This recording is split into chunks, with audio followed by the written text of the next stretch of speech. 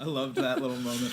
But the thing that Brian De Palma kind of gets at here, and I think that this might clarify the film for you a little bit, is that this is Brian De Palma at possibly his most angry. Because this is having worked in Hollywood. Really? Like even Scarface? Yes. Because I found Scarface more angry and aggressive than this one. Well, Scarface at the time would have been his angriest film. And I think even Martin Scorsese said the Hollywood suits are going to hate this movie because it's about them. After leaving the film, because Martin Scorsese, who's obviously a friend of De Palma, knows De Palma's relationship with them in getting funding and in getting, not being probably a little tougher for him than he's kind of like just a weird, sad case of a dude who really wants to make a popular Hollywood film, but his brain won't allow. But his brain won't let him do it because he's so pervy, he's so nasty that the dude, and it works. Love him for it. It works for his films, honestly, but it's just it doesn't work. It doesn't get the results that he wants. Yeah. That's odd too. It's just because because I haven't seen any real documentaries on him or anything. Yeah. But you have painted him to me as kind of like this guy who does he think that he is making these films? Do you know what I mean? Like these studio friendly films? Because none of the films that I've seen from Brian De Palma even come close to the studio would pick that up and be totally fine with it. You know what I mean? Yeah. Is he not aware? Like you'd think that he would know, being friends with Spielberg, being friends with these guys who do it. You know what I mean? See, I guess what he thinks is he thinks that Hitchcock was a big Hollywood filmmaker. Sure. And he was a dude who took established norms and twisted them into dark places. And that's what he sees himself doing. But he doesn't realize that he's doing it turned up to 11. Yeah. Yeah.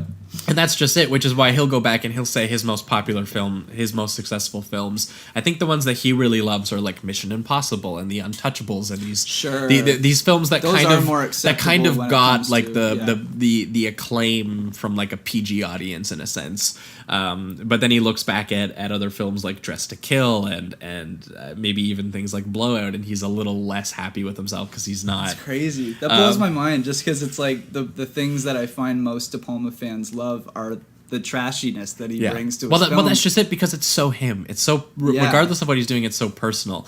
But Body Double came out of the fact that Scarface got like torn apart by critically. I don't know necessarily critically, but by his studio people who he would have wanted to make films with. Okay. So Body Double is his giant rage at Hollywood. You can feel it. Yeah, there's even that he directly scene with all the interviewers that are for the audition, and there's like 20 of them just staring at him soullessly, like they just like, what are you doing here? We're trying to make art, and you're all in suits, looking at him like, okay, do it, like do what we want you to do. You know? He directly compares Hollywood film in this to just like pornography, basically. Yeah, he's like, there's no difference. Just gonna look. Yeah, he was like, you guys think that you turn your nose up at trash because you think you're better than it, but you're not. Yeah, exactly. You just it's all in the underlying context of these films.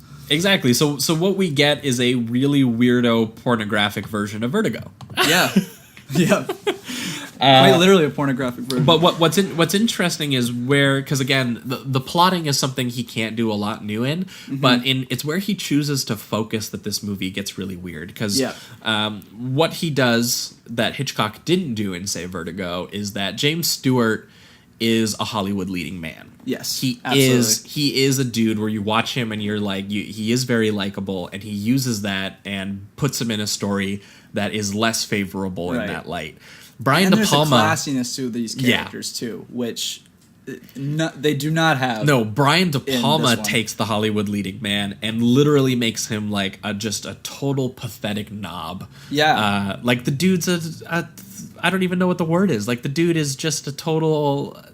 Like he's even sleazier than Jimmy Stewart was. He's just kind of a loser, honestly. Exactly. Like it's like, and I almost feel bad.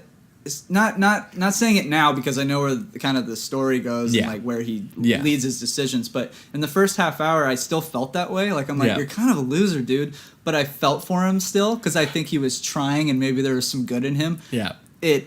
it goes places, so that kind of ruins himself. Well, because De Palma at every turn, I feel like where Hitchcock leans into the romanticism to the point where you get like a conflicting feeling of, ooh, this is an icky romance. Yeah. De Palma just throws away the romance and almost makes fun of it. It's this is a movie about surfaces, right? Yeah, he's just sexually attracted to these people, and then he tricks himself into. He's literally beautiful women, and you just assume that she must be like this goddess because you've tricked yourself because of your infatuation and obsession with her. Again, yeah, because he's it's not the idea of her. He's not like the image he's obsessed with is her dancing naked.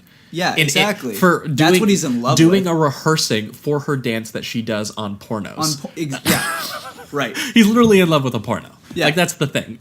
and he loves porno too. Like he's constantly watching it throughout the film. Well, that's what happens, right? So I guess we should get into the thing. The main